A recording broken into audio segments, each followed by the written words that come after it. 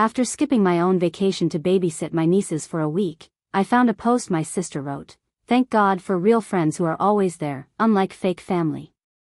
I packed my things that night and left. The following summer, when she called crying that she had no one to watch the kids and was going to lose her job, I didn't even respond. I'm 38. I work full-time as a dental assistant in a small clinic in Evansville, Indiana. It's not glamorous, but it pays the bills and I'm good at it. I live alone. No kids, no husband, just me and a very judgmental cat named Pickles. I keep to myself mostly. I'm the oldest of 3 kids, and over the years, I became the one who cleans up after everyone else. You know the type calls when no one else does, sends money when people just need a little help until payday, always expected to be the one who shows up. My sister Anna is 4 years younger. She lives in Franklin, Tennessee. She's a nurse, divorced, 2 kids, Nina 8 and Bree 5. Her ex is out of the picture. We've always had a complicated relationship. I love her, but she's always been dramatic. The kind who posts cryptic Facebook statuses when she's mad instead of just saying something. The kind who always feels wronged, no matter how much help she's been given. Last summer, I was supposed to go to Clearwater Beach with some friends from work. Nothing fancy, just a girls' trip. We all chipped in for an Airbnb right on the beach, planned for months. It was the first time in years I felt like I had something just for me. I even bought a new swimsuit and actually started counting calories like an idiot just to feel okay in it. A week before the trip, Anna calls me at 9:30 at night, crying. Not just sniffling. Full-on sobbing. Jen, I don't know what to do, she says. My sitter just quit. I'm working back-to-back shifts next week. I'll lose my job if I call out. Please, can you come stay with the girls? I sat there staring at the ceiling, chewing my lip. My stomach twisted. I didn't want to say yes. I had waited so long for this vacation. But she sounded desperate. I pictured Nina's little gap-toothed grin and Bree's chubby arms hugging my neck. I asked her, what about your friends down there? Isn't Lauren around? She's got her own stuff. And your family. You always help me, Jen. Please. I said yes. I canceled my vacation. Lost the deposit. My friends were understanding, but it still stung when they texted beach pics the next week. I packed my car with snacks and drove 5 hours down to Franklin on a Sunday night. The house was a mess when I arrived. Dishes in the sink, laundry everywhere, toys all over the floor. Anna greeted me looking like a wreck, bags under her eyes, hair tied up in a half-finished bun. Thank you, she whispered, hugging me. I owe you big time. The first few days were rough. The girls missed their mom and didn't understand why she wasn't home. I was up at 6 a.m. every day making breakfast, getting them dressed, wiping tears, taking them to the park to burn energy. I even fixed the broken towel rack in the bathroom and organized the kitchen a bit so I could cook. Anna was barely home. She'd come in late, mumble something about work, and crash. She never once asked how I was holding up. Never said thank you after that first night. I let it go. I told myself she was tired. That this was just being a good sister. Then Friday night came. I had just tucked the girls into bed.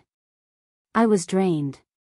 My back hurt, my feet were sore, and I felt invisible. I sank onto her couch, opened my phone, and scrolled Facebook. And there it was. Thank God for real friends who are always there, unlike fake family who only help when it's convenient for them. My stomach dropped. I read it twice. Then 3 times.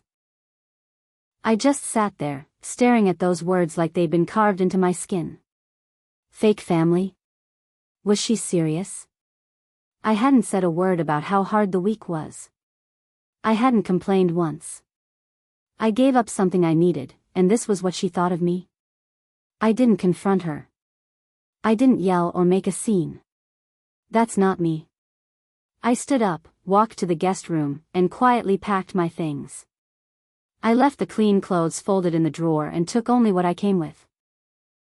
I stood for a long second in the doorway of the girls' room. They were sleeping peacefully, tangled in blankets, stuffed animals clutched tight. I leaned down, kissed each of their foreheads, and whispered, "I love you." Then I walked out of that house and didn't look back. The drive back home was quiet. No music. No calls. Just the low hum of tires on the highway and my own thoughts spinning like a broken record.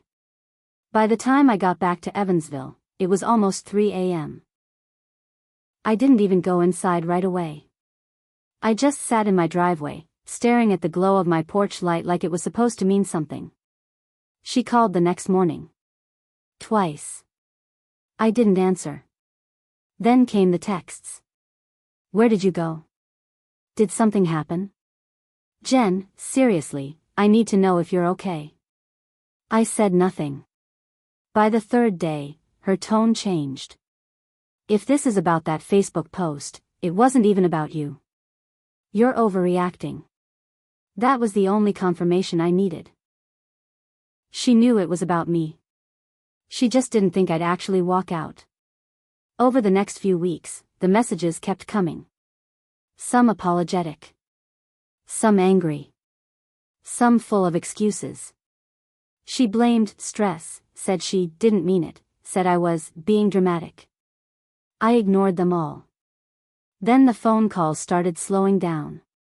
Eventually, they stopped. I focused on work, on my little apartment, on not thinking about how betrayed I felt. I didn't tell anyone what happened, not even our younger brother, Travis.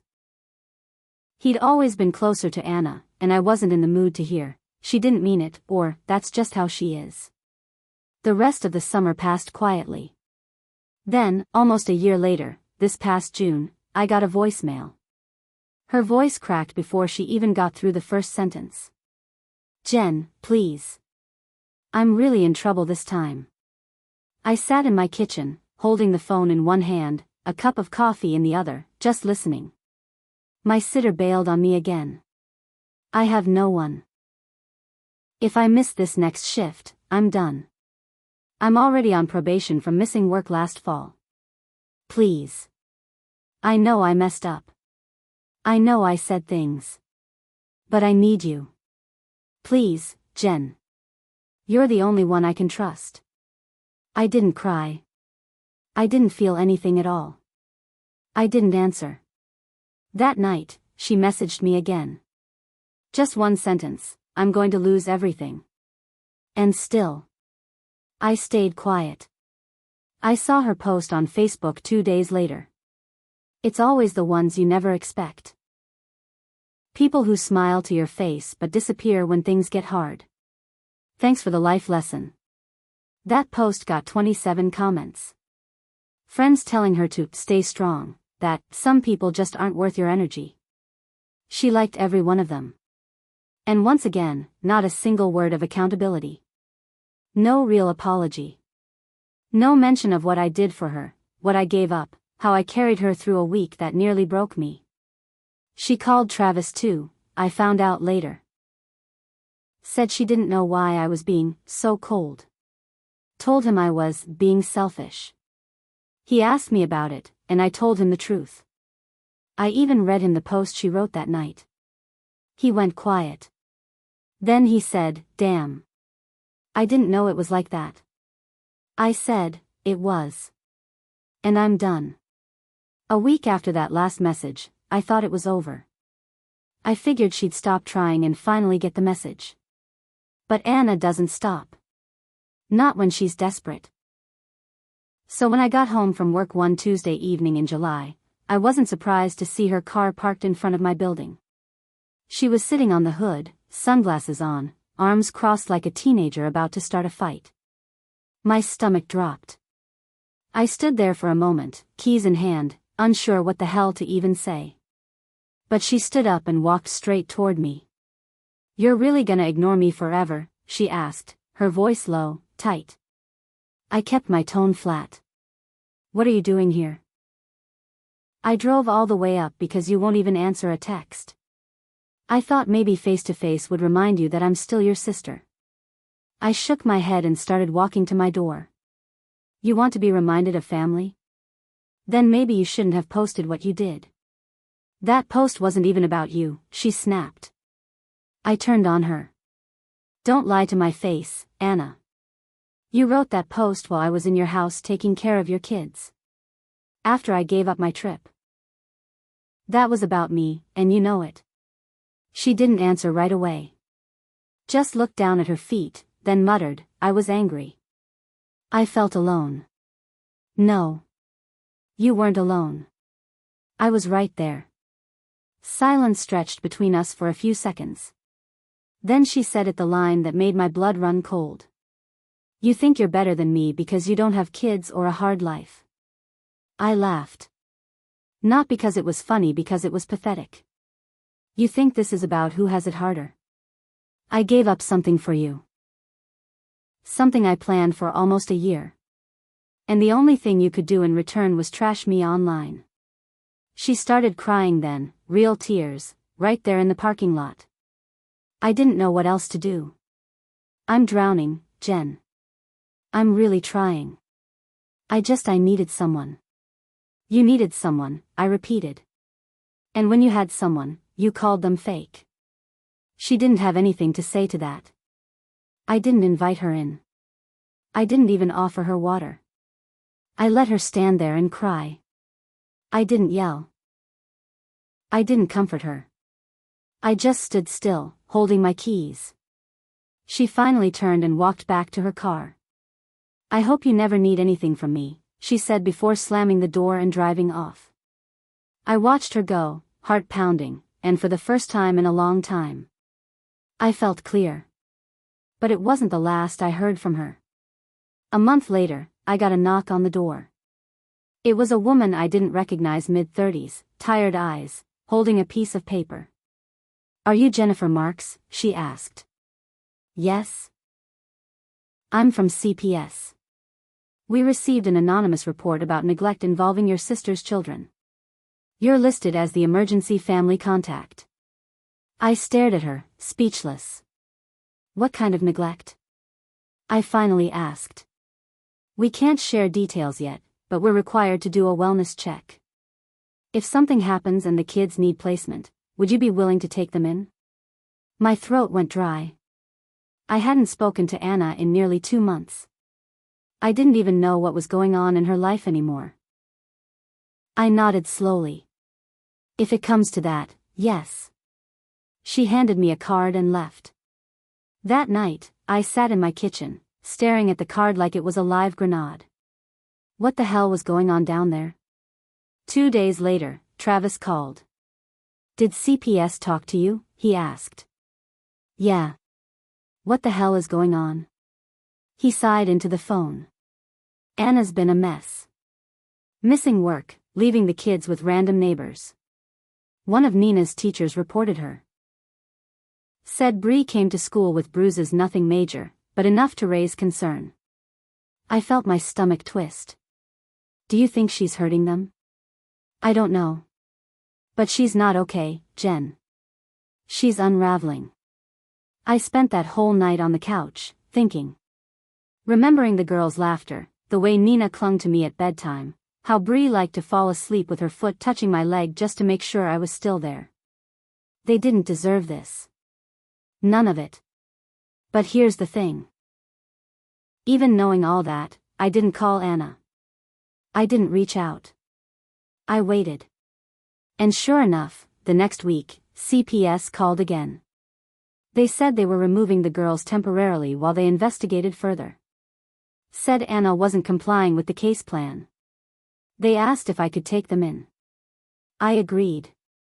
The day the girls arrived at my door with a caseworker, both had little backpacks and tear-streaked faces. Nina ran straight into my arms and burst into tears. Bree stood by the caseworker, clutching a stuffed elephant, wide-eyed and silent. Mommy said you hate her now, Nina whispered. I bent down and looked her in the eyes. I don't hate anyone. I just love you more. They stayed with me the whole summer. I set up a bunk bed in my spare room, rearranged my work schedule, enrolled them in a day camp nearby. It was hard. It was loud. It was exhausting. But it was also the most purposeful I'd felt in years. Anna tried calling.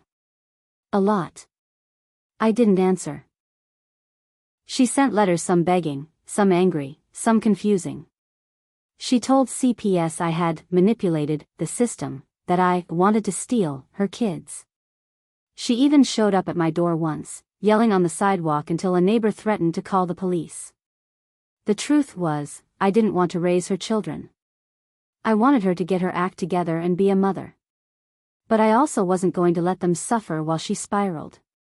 At the end of the summer, the court gave Anna an ultimatum. Complete parenting classes, pass a psych eval, maintain steady employment for 90 days, or the kids would stay with me long term. She didn't even show up to the next court hearing. In November, custody became official. The judge gave me full guardianship. Anna lost her rights, at least until she could prove serious change. She didn't fight it. She just sat there, head down, tears on her cheeks, and said nothing. As we walked out of the courthouse, Nina asked if her mom was coming home. I knelt beside her and said, maybe one day. But not today. And here's where I admit something. I used to think revenge was about yelling. About telling someone off or making a scene. But real revenge? It's silence. It's standing still while someone falls apart from their own choices. It's taking in the pieces they left behind, not to punish them, but to protect what matters more. Anna didn't lose her kids because of me. She lost them because of herself. Because when someone shows up for you in your darkest moment, and you spit in their face, life has a way of circling back. And me? I gave up one vacation. She lost everything.